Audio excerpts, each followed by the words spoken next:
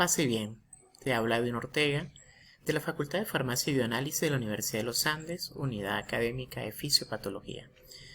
En este video vamos a sintetizar de forma muy breve lo relacionado a las alteraciones del equilibrio ácido-base. Al finalizar este video, el estudiante conoce los mecanismos fisiopatológicos de la acidosis y la alcalosis, establece semejanzas y diferencias entre la acidosis y alcalosis por causas respiratorias, metabólicas o mixtas. Es capaz de extraer un juicio diagnóstico a partir de los signos y síntomas del paciente. Atribuye los resultados en las diferentes pruebas diagnósticas del laboratorio a enfermedades respiratorias o metabólicas. Y por último, participa efectivamente en los signos y síntomas del paciente. Las actividades metabólicas del organismo requieren una regulación precisa del equilibrio ácido-base, el cual se refleja en el pH del líquido extracelular. Es así como la excitabilidad de la membrana, los sistemas enzimáticos y las reacciones químicas dependen de que el pH se regule dentro de un intervalo fisiológico bastante estrecho para funcionar de manera óptima. Muchas situaciones, patológicas o no, podrían alterar ese equilibrio ácido-base.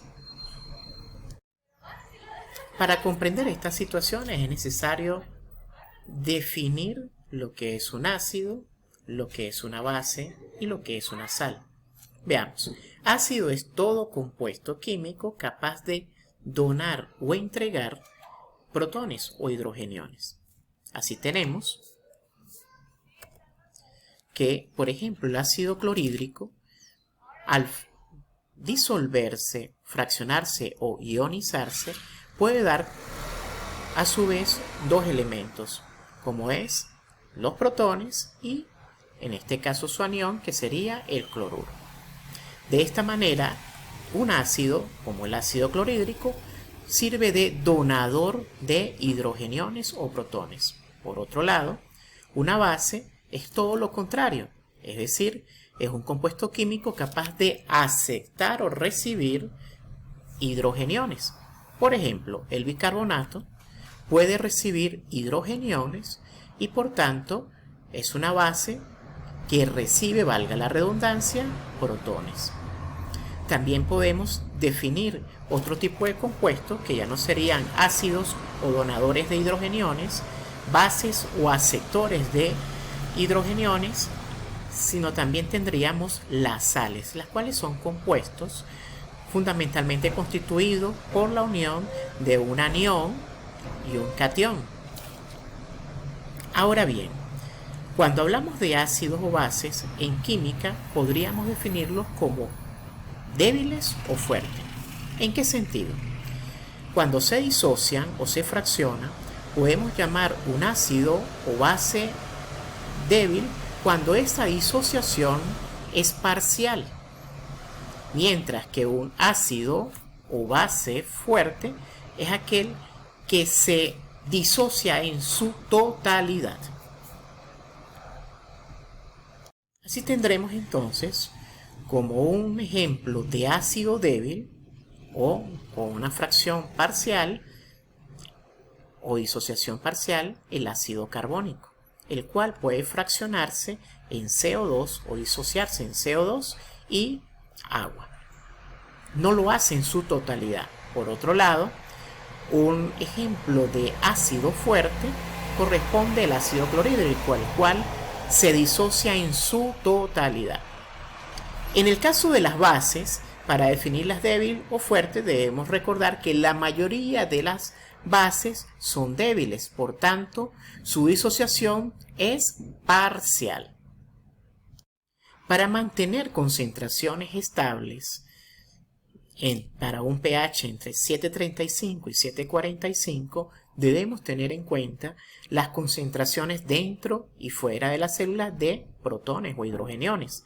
El proceso que garantiza que esos hidrogeniones estén en una concentración relativamente estable en esta franja de 7.35 a 7.45 se denomina amortiguación, en la cual se aumenta la cantidad de ácido también lo hace su base correspondiente, de manera tal que así se mantiene un equilibrio ácido-base. En el caso que se disminuya uno de estos componentes, por ejemplo, disminuimos la cantidad de base, lógicamente lo que se espera es que disminuya también las concentraciones de el ácido, con la intención de tamponar o amortiguar y así mantener estable las concentraciones de hidrogeniones dentro y fuera de la célula. Si este diagrama nos permite entonces enfocar una célula con concentraciones particulares de hidrogeniones dentro, en su citosol, y un líquido que baña esa célula, en este caso el espacio extracelular o líquido del medio interno, con concentraciones también particulares, unas concentraciones que van para un pH entre 7.35 y 7.45. ¿Cómo se logra esa amortiguación? Bueno, dentro de la célula tenemos mecanismos como la presencia de proteínas que sirven como amortiguadores, como en este caso, dadores o receptores de protones, mientras que en el espacio extracelular tendremos bases y ácidos como el ácido carbónico y bases como el bicarbonato, lo cual nos va a permitir un equilibrio entre recibir y aportar hidrogeniones que garantiza, por tanto, una concentración estable de hidrogeniones o niveles estables de pH. Repetimos, entre 7.35 y 7.45 como un pH normal para un individuo humano. Insistimos, un pH entre 7.35 y 7.45. Todo lo que esté por debajo de este pH de 7.35 será denominado acidosis, por un incremento de protones dentro del medio interno. Todo lo que esté por encima o toda condición con un pH de 7.45 o más del medio interno será denominada alcalosis. Una pregunta que subyace en este momento es ¿de dónde provienen estos ácidos? Estos ácidos provienen del metabolismo, ya sea del metabolismo aerobio o el metabolismo proteico. Así tendremos entonces que el producto del metabolismo aeróbico tendremos la producción de CO2 y agua que por acción de la anhidrasa carbónica constituye la formación de ácido carbónico. Este ácido carbónico es altamente volátil, a diferencia de otros ácidos que se llaman fijos o no volátiles, que provienen del metabolismo proteico, como es el ácido clorhídrico, el sulfúrico y el fosfórico.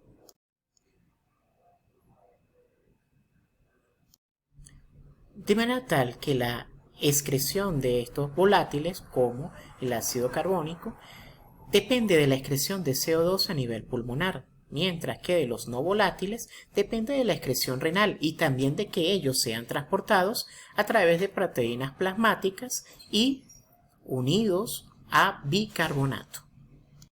Una pregunta que subyace entonces, ¿qué pasa si la persona o el individuo tiene un aumento o incremento en la ventilación y por tanto una mayor tasa de excreción de CO2?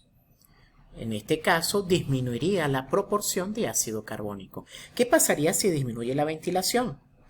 Lo opuesto, aumentaría las concentraciones de ácido carbónico por disminución de la excreción de CO2.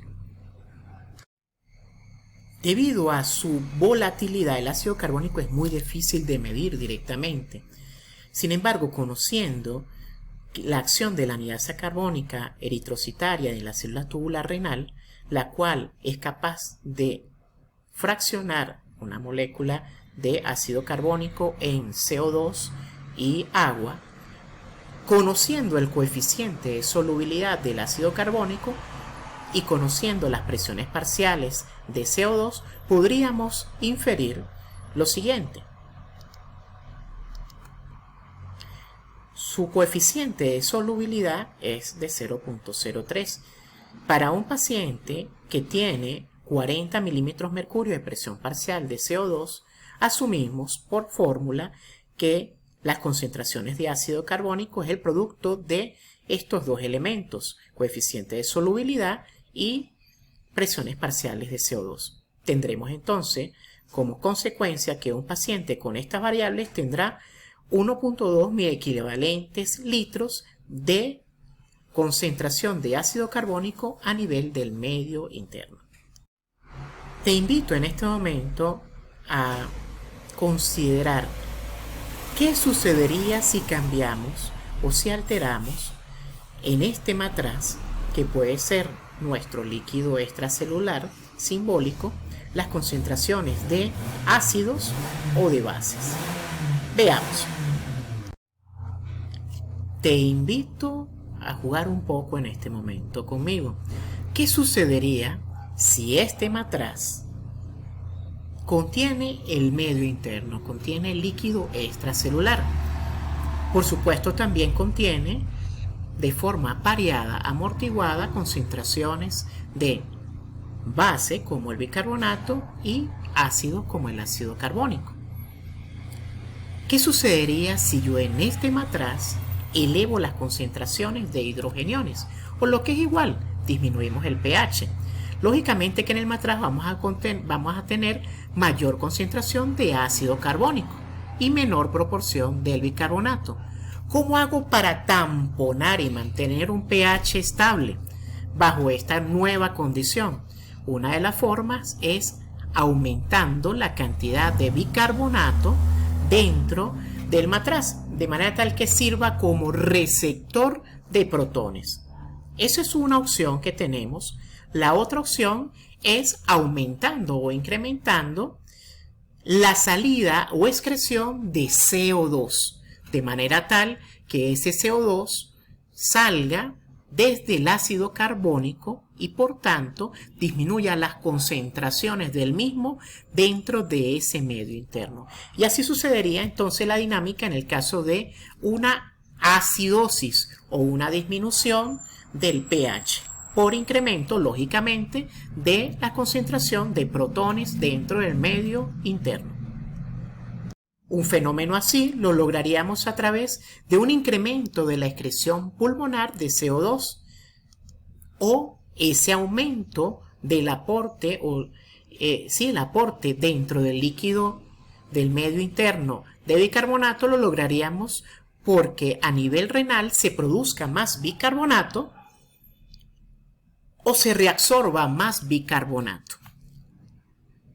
¿Qué sucedería si en este medio interno disminuimos su acidez? Es decir, logramos que se vuelva más alcalino en relación a los valores de referencia de 7.35 a 7.45. En este caso tendríamos muy probablemente mayor concentración de bases en relación a sus correspondientes ácidos. Eso significa que este pH va a aumentar. ¿Qué haría el cuerpo para volver a mantener ese pH entre 7.35 y 7.45? Una de las formas es que se produzca una disminución en la concentración de ese bicarbonato y eso se puede lograr a nivel renal disminuyendo la reabsorción o disminuyendo la producción de bicarbonato. Tendría también otra opción que sería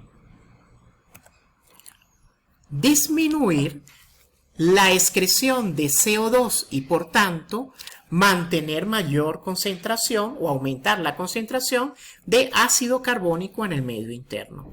¿Cuál de esos dos mecanismos sería más rápido? Lógicamente el mecanismo más rápido es el ventilatorio, sería la respuesta precoz más eficiente en comparación a lo que tardaríamos para disminuir la reabsorción y producción de bicarbonato a nivel renal. Como consecuencia de ello aparece un primer elemento básico, un constructo importante. Alteraciones de alcalosis o pH elevado y acidosis o pH bajo traen como una respuesta rápida y eficiente cambios en la ventilación para incrementar la excreción o reducir la excreción de CO2 y por tanto subir o descender las concentraciones de ácido carbónico.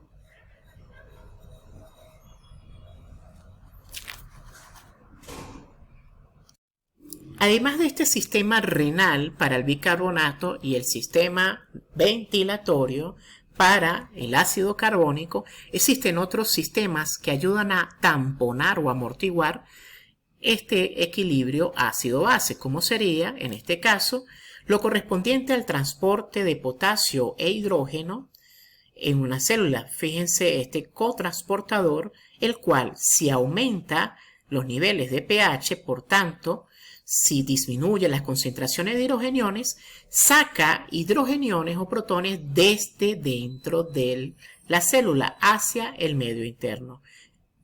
Y en contraparte,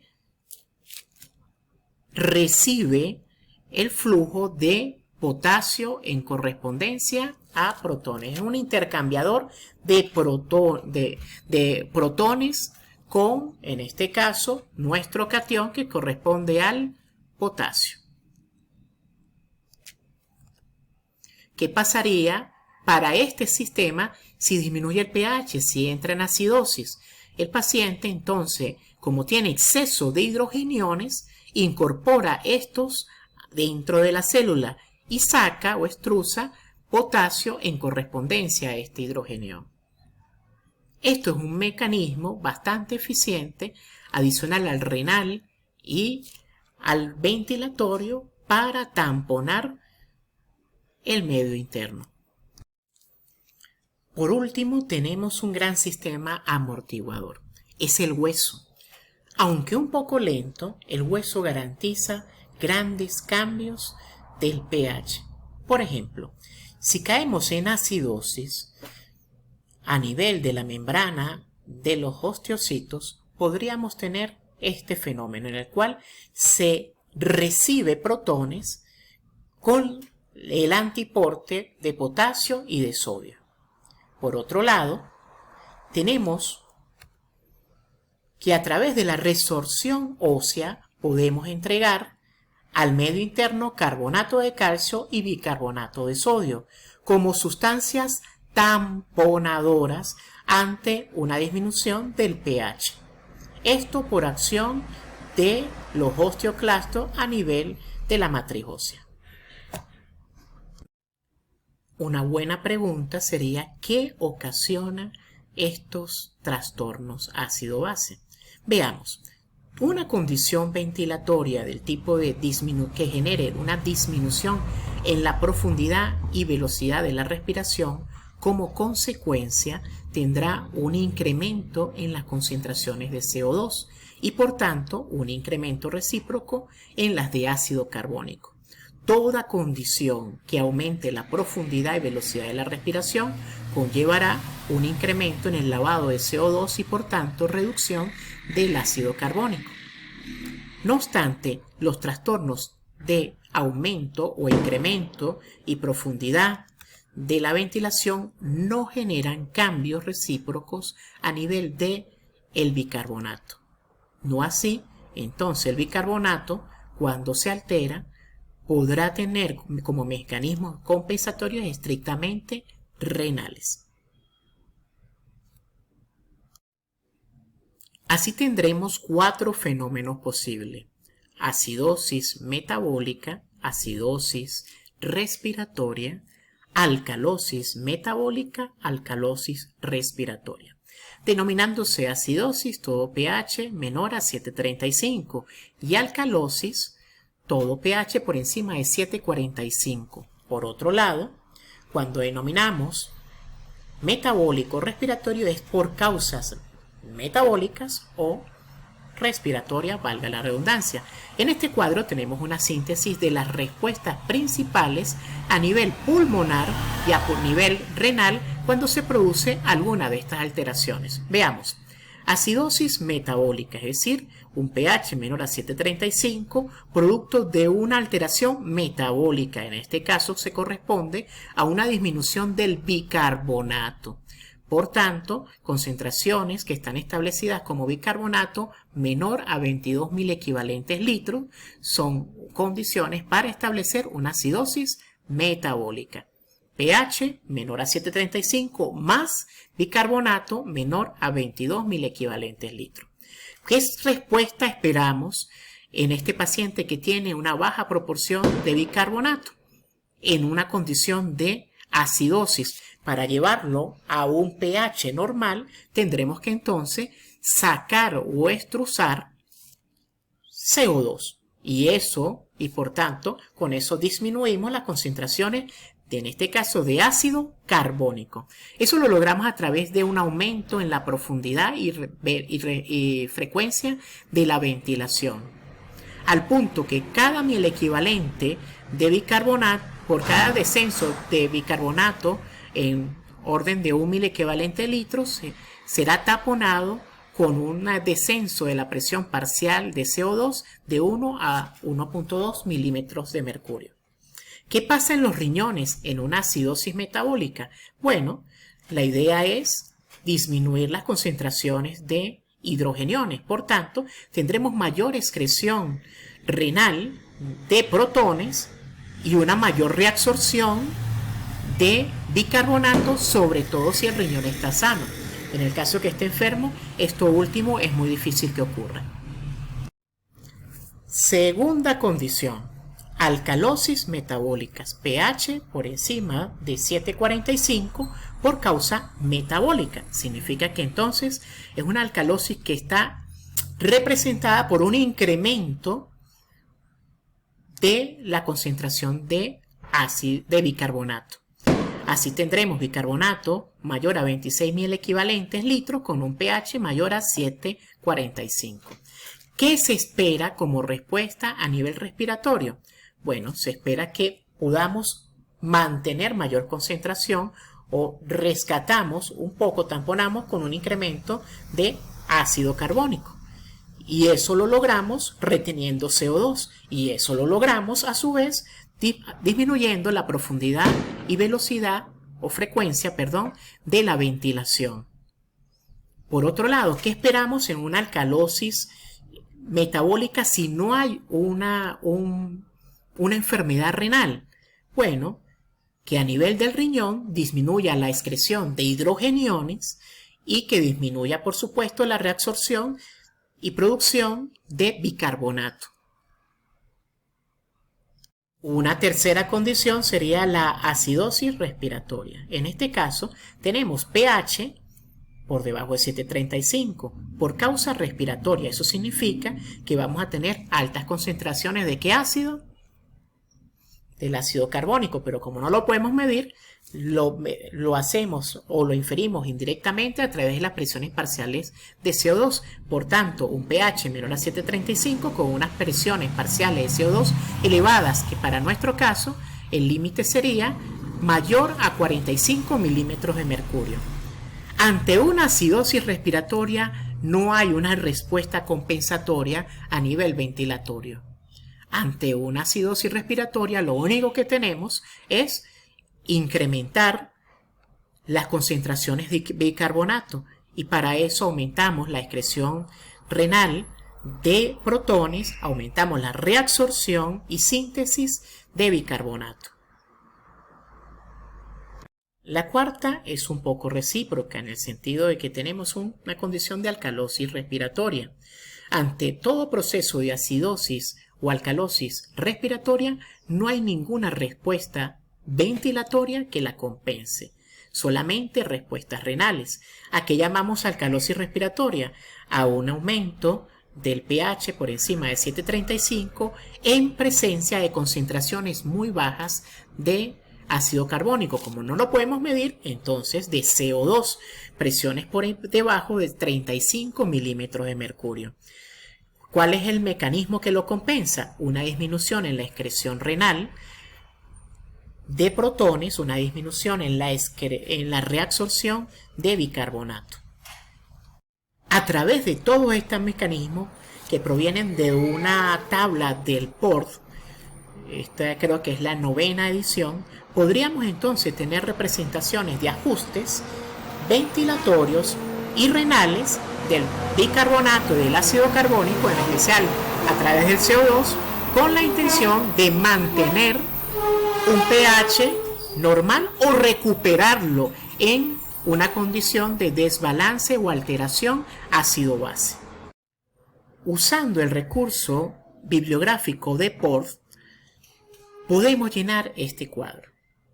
Te invito a hacer 4 actividades y 2 casos clínicos. Estas actividades son para estudio que te van a preparar para responder los 2 últimos casos clínicos en relación a trastornos ácido-base. Así tendremos entonces que debes llenar en este cuadro cuáles causas de acidosis metabólicas conoces, los cambios en el laboratorio, los signos de compensación, es decir, esos ajustes renales o respiratorios, los efectos de esa acidosis metabólica a nivel del sistema nervioso, a nivel gastrointestinal, cardiovascular, a nivel de la piel y del sistema esquelético. Lo mismo puedes hacer con la alcalosis metabólica, en particular sobre efectos sobre el sistema nervioso y efectos cardiovasculares, la acidosis respiratorias sobre la piel, sistema nervioso y alcalosis respiratoria, sistema nervioso y efectos cardiovasculares. Con toda esta información, luego vas a llegar a este primer caso clínico. Veamos. Se trata de una mujer de 34 años de edad, es diabética e ingresa en estado estuporoso, su piel está enrojecida y caliente. Su aliento tiene un olor dulce. Su pulso es rápido y débil. Y sus respiraciones son rápidas y profundas. Ventilaciones rápidas y profundas. Lavando, eso. Y eso genera un descenso de... Si no llegaste a la respuesta, retrocede el video y luego nos encontramos nuevamente acá en el caso clínico número 1. Por último, las pruebas de laboratorios iniciales indican que tiene una glicemia de 320, bicarbonato de 12, lo normal es de 24 a 27 para este killer de laboratorio y un pH de 7.1. ¿Cómo están las concentraciones de hidrogeniones? Bien. ¿Cuál es la causa más probable de su pH y concentración de bicarbonatos bajos? Glicemia de 320. ¿Cómo explicaría su respiración rápida y profunda? ¿Cómo explicaría el enrojecimiento y el calor de la piel y su estado estuporoso? ¿Por qué llega a eso? ¿Qué mecanismos, qué condición tiene este paciente? Muy bien. Este caso clínico junto al segundo van a tener una ponderación importante en la actividad. Caso clínico número 2. En este caso, un varón de 65 años de edad, hepótico, ha utilizado oxígeno terapéutico con flujo bajo por dificultad para mantener la oxigenación sanguínea adecuada. ¿Cómo estará el CO2? ¿Cómo estará el oxígeno? Es un hepótico, muy probablemente un hepótico avanzado. Recientemente ha desarrollado una infección respiratoria grave. Esto empeora la condición y la pasa solamente de obstructiva a obstructiva más restrictiva. Tiene dificultad para respirar, lógicamente. Ingresa a la sala de urgencia porque a su esposa le resulta difícil despertarlo. ¿Cómo está el nivel de conciencia?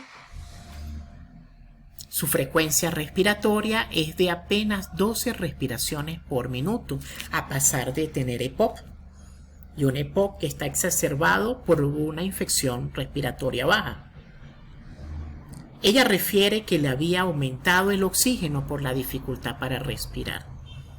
La señora, la esposa, le había aumentado la tasa de oxígeno que le estábamos aportando a un paciente hepático con infección respiratoria.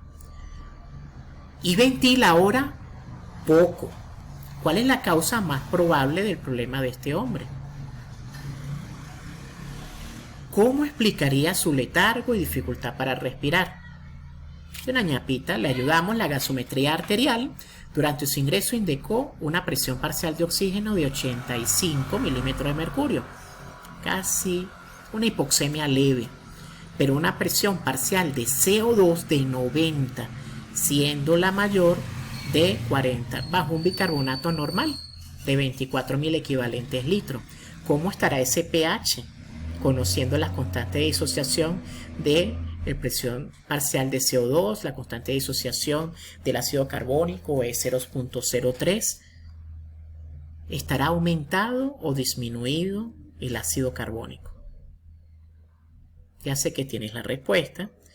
Ya sé que entonces podremos entender que la causa definitivamente es una causa. Claro, porque esa no sería.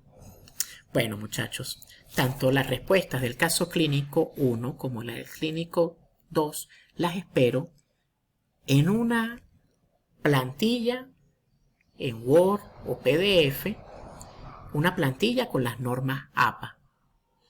Deben ser respuestas breves, dirigidas fundamentalmente a justificar o aclarar la respuesta de cada una de estas 6 preguntas, 3 por cada caso clínico. Van a colocar como de costumbre su identificación, nombre, apellido, escuela a la que perteneces, y me la vas a enviar por esta vía, por el Classroom, con la intención de revisarla y hacer una evaluación como le hicimos para la acidosis tubular renal de forma alternativa. Espero que este video sea útil para la realización de la actividad y recuerda que el Señor nos bendiga y nos guarde, ilumine su rostro sobre nosotros y se apiade de nosotros. Nos muestre su rostro y nos concede la paz. El Señor nos bendiga en el nombre del Padre, del Hijo y del Espíritu Santo. Amén. Que Dios te bendiga y aproveches suficientemente el tiempo para realizar esta actividad. Chao.